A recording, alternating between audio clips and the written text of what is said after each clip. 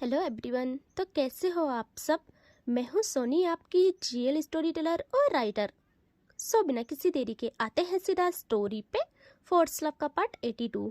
पिछले पार्ट से आगे चल देंगे सीधे। ओके, तो काव्या को दिखाते हैं जो कि तन्वी के रूम से निकलती है और वो आ जाती है अपने रूम में। डोर ओपन करती है और जैसे देखती है अंदर लाइट्स ऑफ थी। काव्या अंदर आके डोर लॉक करके लाइट्स ऑन करती है और देखती है रूही को जो कि बेड में सो रखी थी, अपनी साइड होके सो रखी थी। काव्या कुछ पलों के लिए बस वहीं खड़ी रह जाती है और बस रूही पे ही देखती है। उसको इस वक्त नीड थी रूही की, लेकिन किस्मत उसके साथ गंदा खेल खेल रही थी और काव्या ये देख के टूट सी जाती है। बट वो कहती कुछ नहीं, बस मन में सोचती है कि काव्या तो इतनी भी कमज़ोर नहीं है जो इस चीज़ की वजह से कमज़ोर पड़ जाए और टूट जाए। तुझे नहीं नीड किसी की, तू खुद को संभाल सकती है। लेकिन उसके लिए दुनिया से बढ़कर सिर्फ रूही थी। उसके मन में रूही के लिए कुछ भी नहीं आता। वो बढ़ाती है कदम रूही की तरफ और बेड के कोने में बैठ के अपने शूज़ रिमूव करती है। फिर रूही के पास आके उसको बैक हक करती है। एंड हाँ, रूही सोई नहीं थी। उसको जैसे काव्या का टच मिलता है उसकी आंखें जोरों से बंद हो जाती है और उसके आंखों के कोने से आंसू गिरना स्टार्ट होते हैं। यहाँ ऐसे ही रूही को हक किए आइज क्लोज करती है काव्या और कहती है, आई नो जान, आपकी हेल्थ सही नहीं है, आपको रेस्ट की नीड है, इसीलिए आप सो गए। मेरा गुस्सा हमेशा सब कुछ खराब कर देता है। मुझे सोचना चाहिए था ये सब, बट मैं क्या करूँ। मैंने किचन में क्या किया आपके साथ, आपको तंग किया और डांटा भी आपको कि ऊपर चलो। बट जान, मुझे उस वक्त आपकी, और वो बस इतना ही कहती है और फिर कुछ कहती ही नहीं और धीरे धीरे रूही को अपने हक से रिलीज़ करती है। और रूही जैसे फील करती है वो धीरे धीरे अपनी आइज़ खोलती है और यहाँ काव्या बेड से उठ जाती है और वो टेबल में रखी मेडिसिन लेती है। अगेन अपनी शर्ट रिमूव करती है, मिरर के सामने आके खड़ी हो जाती है और रूही बहुत धीरे धीरे से देखती है पीछे।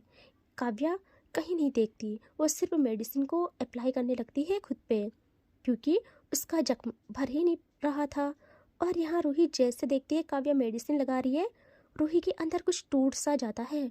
उसके आंखों से बेतहासा आंसू गिरने स्टार्ट होते हैं।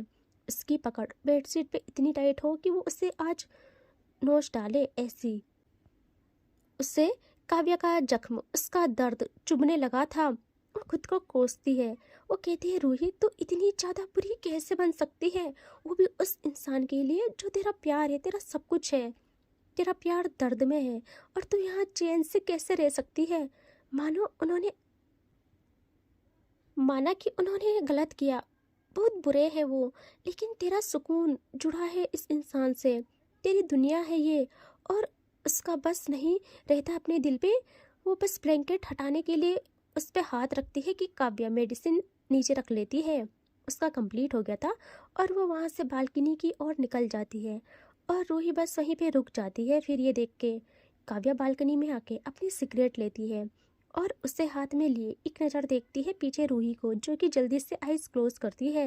और काव्या अगेन सिगरेट लबों पे रख के उसे सुलगाना करती है स्टार्ट। वो आज परेशान थी लेकिन रूही के लिए नहीं। उसके मन में कुछ नहीं था रूही के लिए क्योंकि वो सोच ही नहीं सकती थी कि रूही उसके लिए क्या सोच रही है। इतना वो सोचती ही नहीं। बट उसे ऐसा लगता है कि तन्वी जो मेरी फैमिली से भी ज़्यादा सगी है, उसने आज उस पर भरोसा नहीं किया और उससे समझा नहीं। उसके दिलो दिमाग में बस यही चल रहा था कि हमारी दोस्ती अगर इतनी पक्की थी तो इसने मुझसे ये बात छुपाई क्यों। और छुपाई तो छुपाई, इतना गलत कैसे सोच सकती है वो काव्या के बारे में। उसे बस यही लग रहा था। लेकिन वो खुद को कहती है कि काव्या, तो काव्या सिंगानिया है, तुझे किसी की ज़रूरत नहीं है, खासकर ऐसे इंसानों की जो तेरे इतने करीब होके भी तुझ पे इल्ज़ाम लगाए। उनकी दोस्ती अटूट थी लेकिन गुस्सा दोनों तरफ बराबर थी। दोनों एक दूसरे से बहुत गुस्सा थे। और यहाँ काव्या ऐसे ही बालकनी में सोफे पे बैठ जाती है, अपने सर को पीछे टिका लेती है और कस पे कस मारती है और अपनी आइज़ क्लोज करती है फिर। और उसकी रात खुद को सुलगाते हुए बीत जाती है। वो उस सोफे पे ही सो जाती है। रे और यहाँ रूही को कहाँ चैन पड़ने वाला था। जब काव्या ऐसे ही रहेगी तो उसे कहाँ चैन मिलेगा। कुछ टाइम के बाद वो बेड से उठ जाती है और नजरें सिर्फ काव्या पे। वो बस बेड के कोने में बैठ के काव्या को तकती रहती है।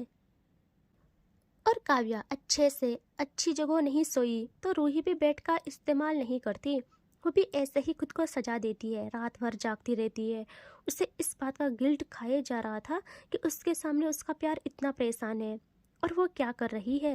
लेकिन उसके दिमाग में ये भी था कि उस इंसान ने कितना सहा होगा 5 साल से। उसके घर वालों पे क्या बीत रही होगी। त्रिशा को इमेजिन करके वो ना खुद को सजा दे रही थी। वो बस कश्मकश में उलझी रहती है। पूरी रात बीत जाती है और आता है टाइम सुबह का।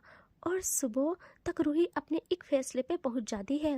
वो कहती है, रूही चाहे जो भी हो, तुम इस वक्त गलत हो। तुम गलत हो, सिर्फ गलत। तुमको किसी की बात पे विश्वास आ गया, कैसे? और तुम अपने संसार को खुद उजाड़ रही हो। माना ये गलत है, इन्होंने गलत किया होगा, माना ये गुनहगार भी है, तो ठीक है, इनको इनकी सज़ा मिलेगी, भगवान जी देंगे या कानून। लेकिन मेरे लिए मेरा भगवान, मेरा सब कुछ, सबसे पहला स्थान पे सिर्फ ये है, सिर्फ ये। एक दिन एक रात मुझे एक भी पल चैन नहीं पड़ा है और इनको भी नहीं। मैं इन सब को और नहीं झेल सकती हूँ। मैं मर जाऊँगी। मेरा दिमाग इतने ख्यालों को नहीं सुलझा पा रहा है। मुझे मुझे उस लड़की से मिलना होगा और ये असली वजह क्या है, कैसा है, मुझे सब क्लियर करना होगा। और भाई अब वो डिसाइड करती है कि मुझे उस लड़की से मिलना होगा और वो जल्दी से अपने आंसू साफ करती है। रात भर रो रो के और ना सो के उसका फूल सा चेहरा शुष्क पड़ गया था। वो ऐसे ही वॉशरूम में चली जाती है और यहाँ काव्या जो कि सोफे पे ही थी, सो रही थी, वो बालकनी में सोफे पे सो रही थी। सुबह की सूरज की किरण उसके चेहरे पे पड़ते ही वो जल्दी से अपनी आंखें खोलती है और वो देखती है कि वो कहाँ सोई है और उससे खुद यकीन नहीं आता। वो जल्दी से उठ जाती है और अंदर देखती है, वहाँ रूही नहीं थी। और काव्या अंदर आके इधर उधर देखती है। उससे वॉशरूम से शावर लेने की आवाज़ आती है, तब जाके उसके मन में सुकून उतर जाता है। वो वेट करती है रूही का कि वो बाहर आ जाए। तभी उसके फ़ोन पे एक कॉल आती है, उसके पापा की थी। वो जल्दी से उसे उठा देती है और कहती है, जी पापा। वो कहते, बेटा उठ गए आप? तो काव्या कहती, पापा प्लीज आज मत कहना कि हमें कहीं जाना है, प्लीज आज नहीं, क्योंकि परसों हमें घर जाना है और मैं चाहती हूँ कि आज मैं सबके साथ टाइम स्पेंड करूँ। उसके पापा कहते, बेटा हमें अभी 1 वीक और रहना पड़ेगा। काव्या कहती, व्हाट, लेकिन क्यों? तो वो कहते हैं कि बेटा यू नो ना, उस एरिया के आसपास किसकी ज़मीन है। वो लोग पैसे डबल मांग रहे हैं ज़मीन बेचने के लिए, पता नहीं क्यों। अभी तक तो सब सही चल रहा था, पिछली बारी भी इनकी ही वजह से हमें फैक्ट्री बंद करनी पड़ी थी। काफ़ी कहती है, बट पापा मुझे नहीं लगता पैसों का मसला होगा, कुछ भी जितना भी मांगते हैं दे दो उन्हें। वो कहते हैं, वो तो ठीक है, लेकिन उनकी डिमांड है कि पैसे की डील करने तुमको भेजिए हम, वो भी अकेले। नहीं, हम ऐसा बिल्कुल नहीं कर सकते, चाहे कुछ भी हो जाए, चाहे हमें फैक्ट्री बंद ही करना क्यों ना पड़े। काव्या थोड़ा परेशान हो जाती है। वो जल्दी से रूम से बाहर आते हुए कहती, पापा मैं बात करती हूँ आपसे, मैं समझाती हूँ आपको, ओके। और वो आ जाती है अपने पापा के रूम में। यह रूही जैसे ही रूम से निकलती है, वो देखती है बालकनी की तरफ, उससे वहाँ काव्या नहीं दिखती और रूही भी परेशान हो जाती है कि कहाँ गए। बट फिर खुद से कहती है, रूही तुझे ये सब ख़त्म करना है, किसी भी हाल में ख़त्म करना है। अगर इनको कुछ भी चीज़ें पता चली या इन्होंने मेरी चीज़ें नोटिस की तो ये टूट जाएंगे और मैं भी टूट जाऊंगी। मैं बिल्कुल इससे बर्दाश्त नहीं कर सकती। अब मुझे ये सब चीज़ें ख़त्म करनी है किसी भी हाल में। और वो फ़ोन लेती है और किसी को मैसेज करती है, फिर जल्दी से डिलीट कर देती है यहाँ से। यहाँ काव्या अपने पापा के रूम में जाके कहती है, पापा मैं जाऊंगी। इसके पापा मना करते हैं बहुत, बट काव्या जिद पे अड़ गई थी, वो जाएगी ही जाएगी। यहाँ काव्या ऐसे ही ऊपर आती है अब, और वो सीढ़ियों से आ ही रही थी अपने रूम की तरफ कि तभी उसके सामने आ जाता है राहुल। और काव्या उससे मुंह ही नहीं लगाती, वो वहाँ से जाने वाली होती है और राहुल उससे कहता है, सो तुमको आज तोहफा देने वाला हूँ मैं। काव्या के कदम रुक जाते हैं। वो देखती है राहुल को और राहुल कहता है, क्या हुआ? तोहफे के नाम सुनते ही डर का माहौल हो गया। काव्या गुस्से में पीछे मुड़ती है और कहती है, लगता है तुझे तेरा दूसरा हाथ भी पसंद नहीं है ना? राहुल कहता है, तुमने तो मेरा हाथ तोड़ा, मैं तुम्हारा गुरूर, तुम्हारी रूह पे वार करूँगा, तुम्हारी बैकबोन में दर्द ना पैदा कर दी तो मेरा भी नाम राहुल नहीं। काव्या कहती है, तेरी इतनी औकात नहीं है। और वो वहाँ से जाने वाली होती है कि तभी राहुल दोबारा कहता है, तेरी बीवी मिलने बुला रही है मुझे। और काव्य के पैर वहीं जम जाते हैं, उसकी आंखों में खून भर जाता है। वो शेर की तरह एक वार करती है, गुस्से में पीछे पलट के राहुल का कॉलर ग्रैब करती है और आंखों में अंगार लिए कहती है, सोच समझ के शब्दों का इस्तेमाल किया कर, तुझे पता भी है तू किसके बारे में बात कर रहा है? तुझे बताया था मेरी रूही का नाम भी जुबान पर मत लाना।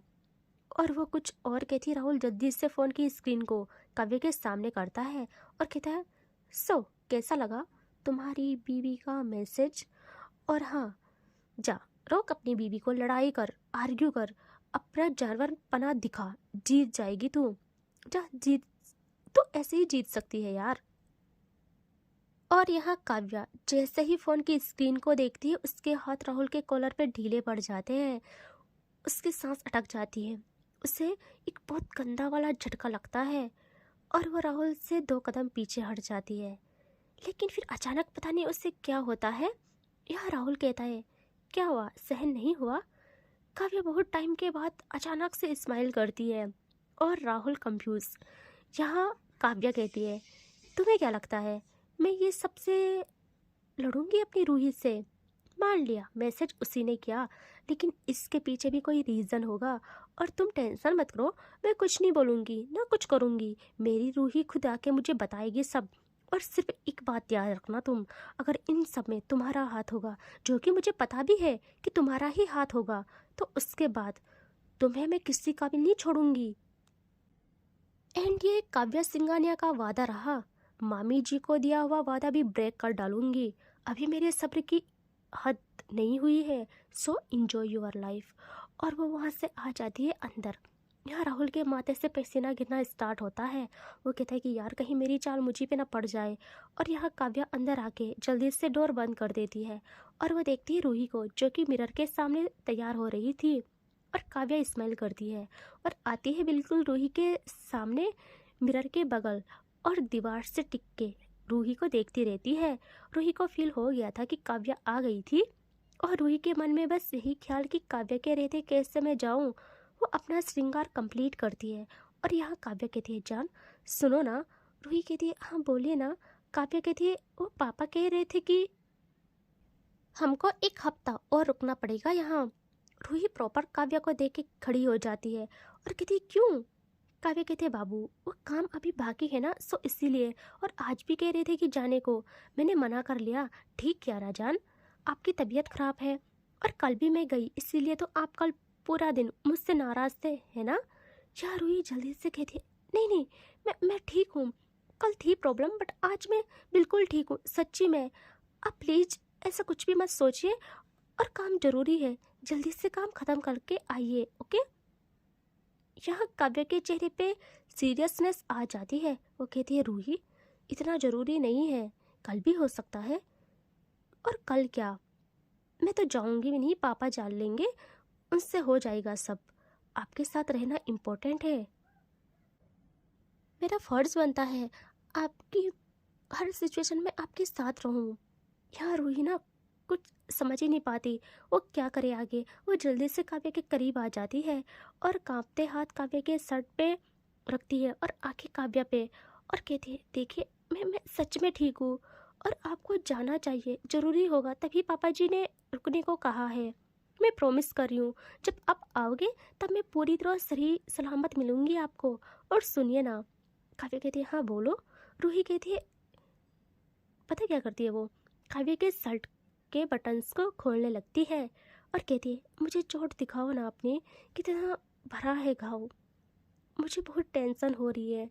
यहाँ काव्या जल्दी से रूही के हाथ पे हाथ रख लेती है और जो रूही बटन खोल रही थी उसको रोक लेती है और कहती है, शरीर के घाव भर जाएंगे रूही, आप चिंता ना करें, वो भर जाएंगे, बस मैं यही प्रे करूँगी कि कुछ जख्म मेरी रूह पर न लग जाए। रूही सवाल भरी नजरों से देखती है काव्या को और काव्या की नज़र धीरे धीरे रूही के होठों पे जा टिकती है रूही भी कुछ कहती नहीं और ना करती है।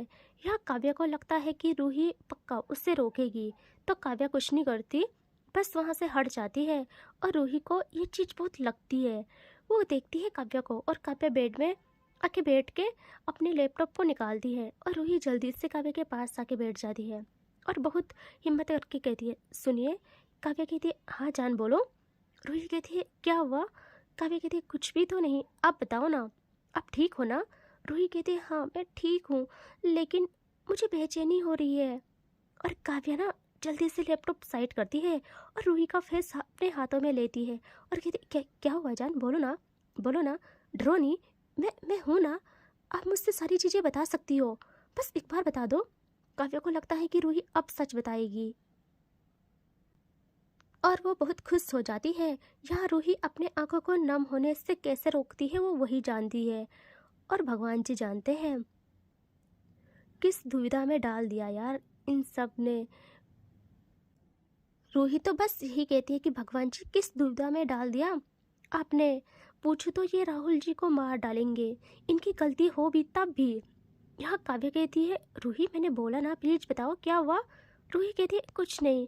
और काव्या के चेहरे की स्माइल गायब हो जाती है और कहती है, कुछ नहीं बस। और उसकी ना पकड़ रूही के फेस से धीरे धीरे उसकी नेक पे बन जाती है और रूही कुछ समझ पाती। काव्या रूही को रफली किस करना करती है स्टार्ट। उसका खुद पे कंट्रोल नहीं रहता और वो अपनी फ्रस्ट्रेशन भी निकालना चाहती थी। पता नहीं होता होगा ऐसा यार। और रूही को कहीं ना कहीं पता था ये होने वाला है और रूही काव्या की शर्ट को इतनी टाइट ग्रैब करती है कि उसके शर्ट के बटन टूट जाते हैं दो। बट काव्या रुकती नहीं और रूही की कमर को जकड़ लेती है ऐसे ही और एक हाथ उसकी नेक पे रखती है एंड किसी कंटिन्यू रखती है। ये होता है। फिर एक टाइम पे काव्या रूही को ऐसे ही किस करते करते उठा देती है अपनी गोदी में। ओ माय गॉड, आज काव्या रुकने वाली नहीं थी और रूही की आंखें बड़ी बड़ी। रूही काव्या को पीछे पुश करना करती है स्टार्ट, बट काव्या उससे नहीं छोड़ती और ऐसे ही रूही को गोदी में उठाए ले जाने लगती है वॉशरूम की तरफ। यहाँ रूही चाह के भी खुद को नहीं छुड़ा पाती और उसका एक मन ये भी था कि काव्या को जो चाहिए उसे दे दे बस। और जैसे काव्या रूही को वॉशरूम में ले जाती है वो रूही को ऐसे उठाए डोर लॉक करती है और रूही को वहीं स्लैब में रखे और फिर अपने हाथों से वहाँ स्लैब में रखे सामान को फेंक डालती है भाई। बट किस ब्रेक नहीं करती और रूही को वहाँ बिठा देती है और जब वो देखती है रूही की सांसें अटकने को हो गई, काव्या ब्रेक करती है और दोनों लंबी लंबी सांसें लेते हैं।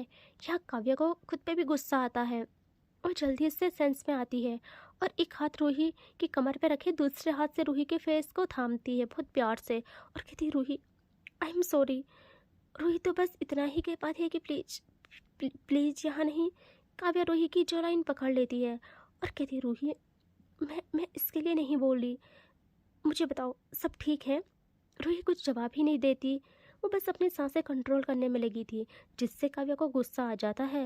वो वहीं रूही को अपने करीब करती है और कहती है, रूही क्या मेरी हेल्प करोगी? मैं फ्रस्ट्रेटेड हूँ, मुझे इस फ्रस्ट्रेशन से निकलना है। देखो मैं ज़बरदस्ती नहीं कर रही, बस बोलो प्लीज कैन आई। यहाँ रूही हाँ में सर हिलाती है और काव्य के लिए यही काफ़ी था। वो रूही की नेक पे झुक के उसको ना चूमती है, ना शक ना कुछ, ओनली बाइट्स करना करती है स्टार्ट। बट ये ज़्यादा हार्ड नहीं था, सॉफ्ट था। काव्या अब अपने दोनों हाथ रूही को लॉक किए रखती है स्लैब में। रूही बैठी थी और रूही के हाथ अपने बस में नहीं रहते, वो कंट्रोल नहीं कर पाती, वो काव्या के बालों में चले जाते हैं उसके हाथ। और काव्या रूही के बदन पे इस कदर अपने प्यार जुनून गुस्से को रखती है कि दोनों सब कुछ भूल जाते हैं। दोनों के अंदर उलझनों का तूफान था और दोनों इस चीज़ से निकलना चाहते थे और ये बहुत अच्छा जरिया होता है फ्रस्ट्रेशन दूर करने का। और दोनों अपने प्यार में रंग रहे थे। एंड आई नो बहुत गलत जगह पे इंड कर रही हूँ, लेकिन कल इसे अच्छे से एक्सप्लेन करूँगी। Okay, so take care, bye bye.